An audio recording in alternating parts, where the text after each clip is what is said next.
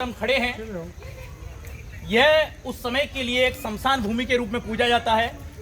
चाहे जौहर हो, सती हो, समाधि हो या फिर किसी की चिता को मुखाग्नि प्रदान करना हो, सब इस कवर्ड एरिया के अंदर पूरे होते हैं। हमारा फर्स्ट पॉइंट यहाँ पर ये टावर है, इसे नाम दिया गया है टावर ऑफ विक्ट्री, विजय स्तंभ अथवा विष्णु स्तंभ। इसका निर्माण राणा कुंभा ने करवाया था जब उन्होंने मालवा अर्थात मध्य प्रदेश के सुल्तान महमूद खिलजी और गुजरात के सुल्तान इब्राहिम शाह, जिसका अहमदाबाद पर राज था, दोनों को हराया तो अपनी विक्ट्री के सिंबल के रूप में इसे बनाया।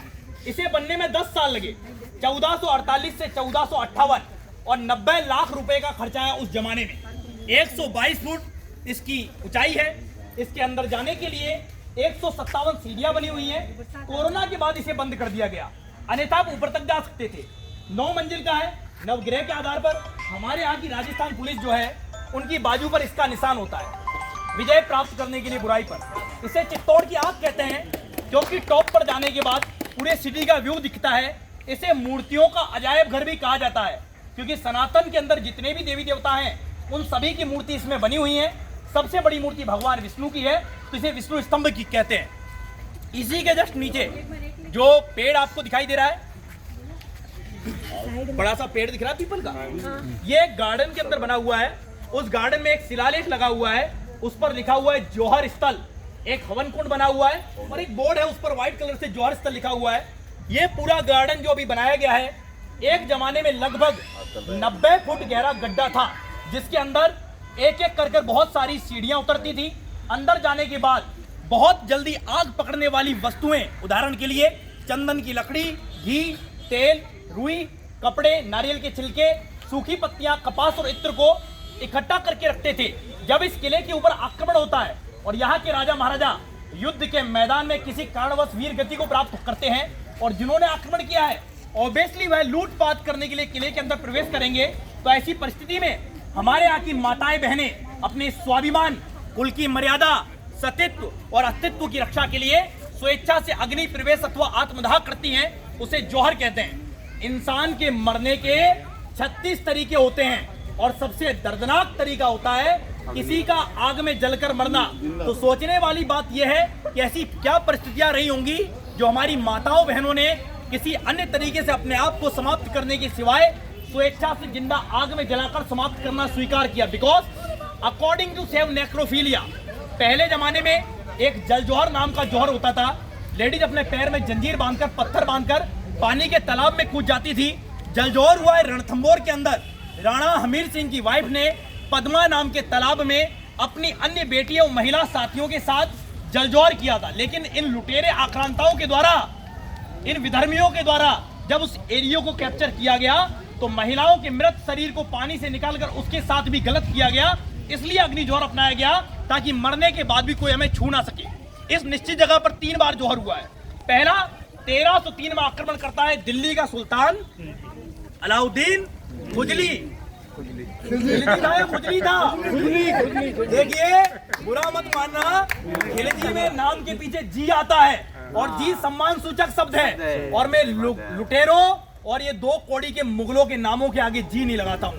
इसलिए खुजली जब आक्रमण करता है तो यहाँ के राजा रावल रतन सिंह को किसी भी प्रकार से मृत्यु वीरगति प्राप्त कराने के बाद अंदर एंटर हो रहा होता है, तो रानी मां पद्मिनी ने उस जगह पर 16,000 अन्य माताओं के साथ जौहर किया।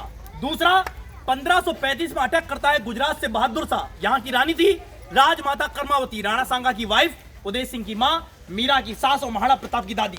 13,000 माताओं के साथ जौहर किया। अंतिम 1567 से 68 में अटैक करता है मोहम्मद जलालुद्दीन अनपढ़। अनपढ़ मतलब, अनपढ़ का मतलब अकबर। इतिहास में केवल एक ही व्यक्ति जो अंगूठा छाप था, उदय सिंह उदयपुर थे, सेनापति जयमल फत्ता और कल्लाजी राठौड़, जिनके बारे में आपको बता चुका हूं। उनके वीर गति के पश्चात वहां 7,000 माताओं ने जौहर किया। समय बीतता गया।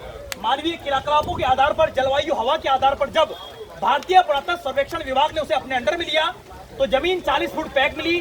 खुदाई के दौरान उन्होंने बहुत सारी अस्थियां, राख, जलने वाली वस्तुएं और कुछ मात्रा में आभूषणों के अवशेष प्राप्त हुए।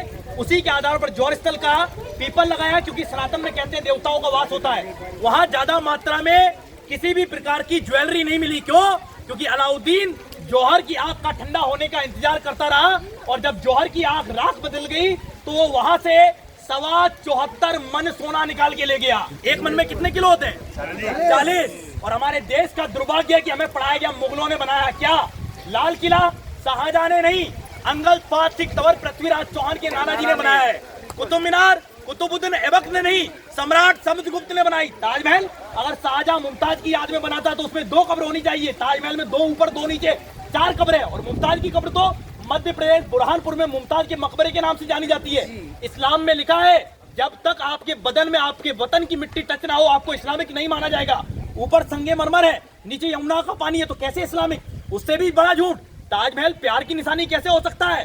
शाहजहां ने अपने ही भाई को मारकर उसकी वाइफ मुमताज से शादी की। मुमताज 33 वर्ष की उम्र में अपने 14वें बच्चे को जन्म देते हुए मृत्यु को प्राप्त हुई। उसके तीसरे दिन शाहजहां ने अपनी खुद की बेटी जहांनारा से निकाह कर लिया। अरे ये प्यार है तो अय्यासी क्या होती है? वाकई में कोई प्यार की निशानी है, कोई त्याग की निशानी है तो चित्तौड़ का एक किला है, ये जौहर वाली जगह है जहां अपने पतियों के वियोग में अगणित छत्राणी महिलाओं ने हंसते हंसते अपने आप को देखती हुई ज्वाला में समर्पित कर दिया, ताकि छूना तो दूर की बात कोई उन्हें बुरी नजर से देख भी ना सके। लेकिन हमें क्या पढ़ाया गया? इश्क और जंग में हर चीज जायज है। सारे शब्द उर्दू के, हमें ऐसी कोई कहावत नहीं है, क्योंकि हमारे यहाँ युद्ध के नियम होते हैं और प्यार में त्याग होता है। मुगल खुद कहां से आए? समरकंद और मकराना जहां से आए वहां एक अच्छा सा टॉयलेट नहीं बना पाए, और इंडिया में आके उन्होंने ताजमहल बना दिया। मुगलों को आए हुए साहब 1400 साल हो गए हैं, और 1400 साल में जो कौम अपने नाप का पजामा नहीं सिलवा पाई वो खाक ताजमहल बनाएगी।